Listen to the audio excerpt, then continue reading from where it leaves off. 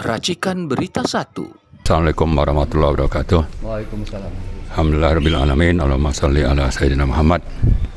Baik, terkait dengan acara tanggal 8 Januari, dapat kami sampaikan bahwa acara tersebut intinya adalah untuk membuat pernyataan tentang perlawanan rakyat yang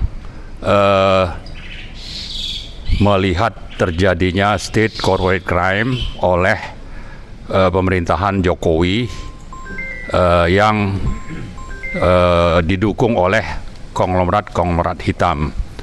Dan salah satu yang kita persoalkan adalah kebijakan dan program-program oligarki untuk menguasai tanah-tanah negara, tanah-tanah rakyat secara zolim, melanggar konstitusi, Pancasila, dan undang-undang yang berlaku.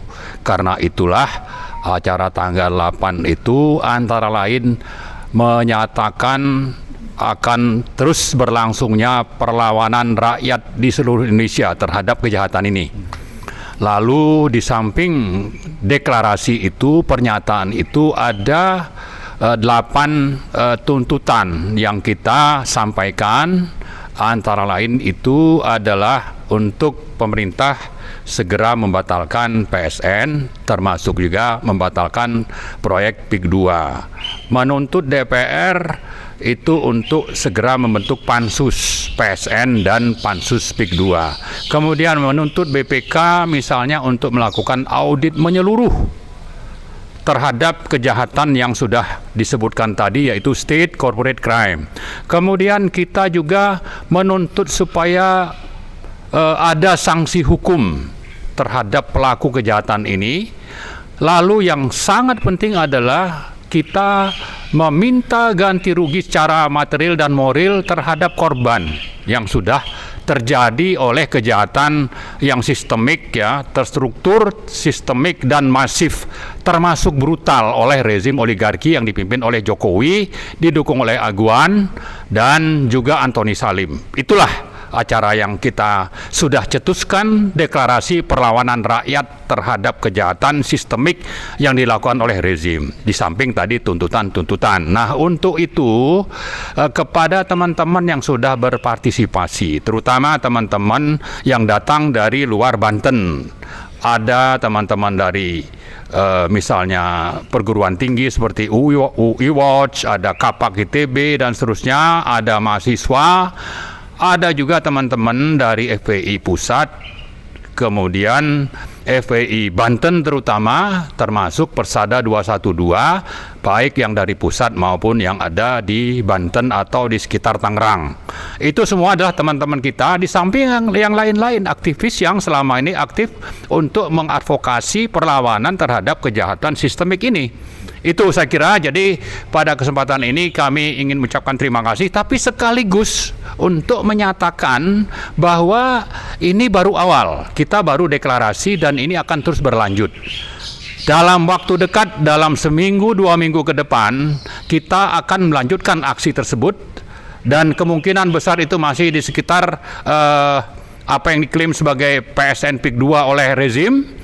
Dan kemungkinan besar itu adalah di sekitar desa Kohod atau Keramat. Tapi juga kita akan melanjutkan aksi misalnya di Bekasi. Ternyata ada konglomerat lain yang kelakuannya sama ini, seperti Aguan dan Salim, dan juga modusnya juga mirip-mirip. Dan ini terjadi di era Jokowi. Dan saya kira ini ada deal-deal politik dan kekuasaan dan uang dan rente yang memang bermain di sini. Ada kepentingan rente besar bagi oligarki, bagi pengusaha, tapi ada kepentingan melanggengkan kekuasaan bagi para penguasa. Ini sudah saling dukung dan akan berlanjut. Nah, karena itu saya kira kejahatannya terhadap negara dan rakyat itu sudah sangat nyata, dan bukti-bukti untuk menunjukkan bahwa ini kejahatan sistemik, brutal, terstruktur, itu sudah lebih dari cukup bukti-buktinya. Maka karena memang penyelenggara negara seperti DPR atau penegak hukum itu sudah tidak berfungsi, saya kira sudah sepantasnya untuk melanjutkan perlawanan. Kalau belakangan muncul masalah pagar laut 30,16 km ya panjangnya, dan ini kan tidak ada yang mengakui bahwa ini adalah proyeknya. Yang muncul adalah bahwa itu misalnya untuk mencegah abrasi, untuk memecah ombak, untuk mitigasi perubahan iklim atau ekosistem, atau hal-hal lain yang absurd yang saya kira ini adalah bagian dari kerja-kerja oligarki yang sistemik tadi untuk berlindung atau mengorbankan orang lain atau supaya dia terlindungi dari kejahatan ini. Padahal ini kejahatan sangat nyata. Kalau di darat itu kejahatannya itu merampok tanah negara, merampok sungai, merampok irigasi, tanah timbul dan sebagainya, jalan-jalan, dan juga merampok tanah rakyat. Kalau yang di pantai ini saya kira dari pantai sampai ke tengah laut itu sekitar 700 sampai 800 meter ya ke tengah laut.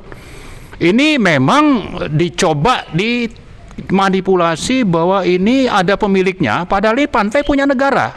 Jadi ada upaya sistemik untuk merampok tanah negara. Nah, untuk itu saya kira kita perlu mengingat ya, ada kejahatan di darat, ada kejahatan di laut.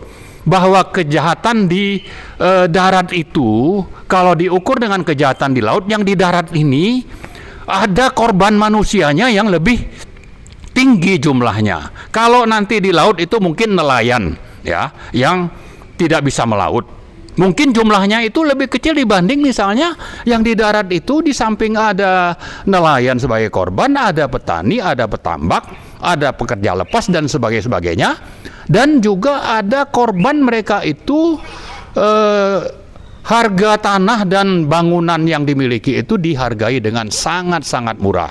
Ini kezoliman yang sangat nyata.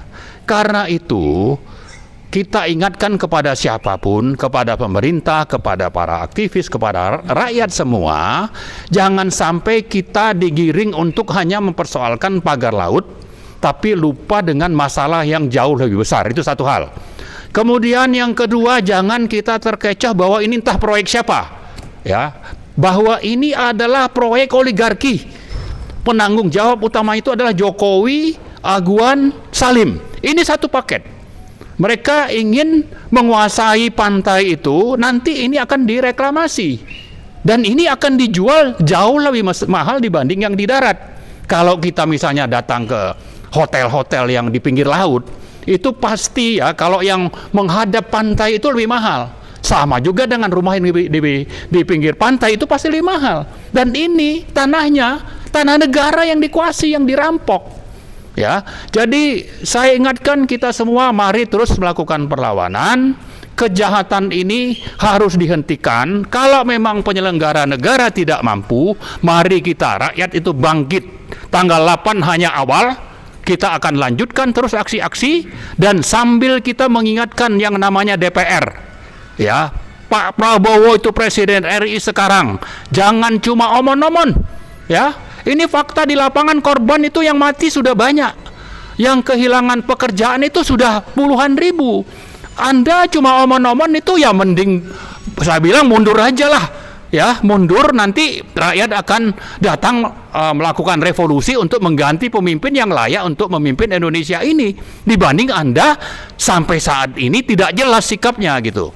Ya, itu mungkin ekstrimnya saya bicara seperti itu, tapi bisa saja ada cara yang Anda sedang lakukan. Yang penting jangan sampai Anda takluk kepada Jokowi, Aguan, Salim dan konglomerat lain yang akan terus mencaplok tanah-tanah negara dan rakyat dengan cara zolim yang sudah berlangsung bertahun-tahun selama pemerintahan Jokowi, dan ini harus segera diakhiri. Dan kami sekali lagi mengajak kita semua untuk terus melawan, dan di sisi lain kami mengingatkan DPR, partai-partai atau siapapun yang terkait dalam proyek ini, termasuk juga dari DPR itu untuk segera berbuat. Dan jangan terkecoh dengan hanya urusan pagar laut, urusannya jauh lebih besar dari itu. Saya kira itu saja. Terima kasih. Assalamualaikum warahmatullahi wabarakatuh.